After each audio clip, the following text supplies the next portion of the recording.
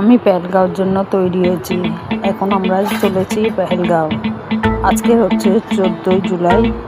আমরা আজকে যাব পেহেলগাঁওতে। কালকে দিনটা থাকবো। কালকে 15 জুলাই আমরা সাইট সিন দেখব। তারপরে আমরা 16 তারিখে অমরনাথের জন্য রওনা দেব।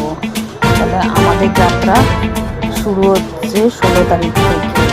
আমরা পেহেলগাঁওটা আগে ভালো করে ঘুরে দেখি। जटाटवी गलज्जल प्रवाह पावितस्थले कलेवलम्ब्य लम्बितां भुजङ्गतुङ्गमालिकान्तवड्डमड्डमड्डमन्निनादवड्डमर्वयं चकार चण्डताण्डवं तनोतु नः शिवः शिवः। তাহলে আমাদের সঙ্গে দেখতে থাকেন। আমরা বাসে আছি। এখন আমাদের ড্রাইভারও খুব ভালো।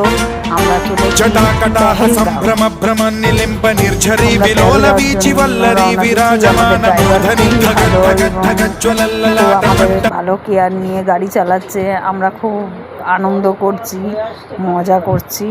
আমাদের খুবই ভালো লাগছে। আর রাস্তা সাইড সিন মানে এর তো আলাদাই অন্যরকম অনুভূতি।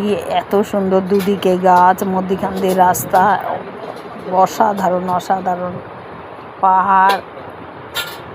মানে দেখতেই থাকি মনে হচ্ছে। এত সুন্দর রাস্তাঘাট, খুবই ভালো লাগছে আমাদের। আমরা এখন পেহেলগাঁওর দিকে রওনা দিচ্ছি, জম্মু থেকে পেহেলগাঁও। পেহেলগাঁও যাচ্ছি। রাস্তার মধ্যে একটা ভান্ডারা পড়েছে। 6-7 ঘন্টার জার্নিতে উঠছি।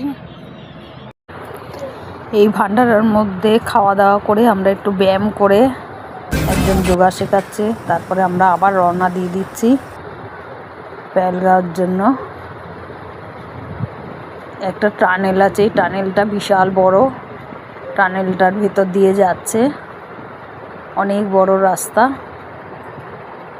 পাহাড়ের ভেতর দিয়ে টানেলটা করেছে। খুব সুন্দর লাগছে দেখতে ভেতরটা। দেখ, আমরা এখন চলছি পেহেলগাঁও।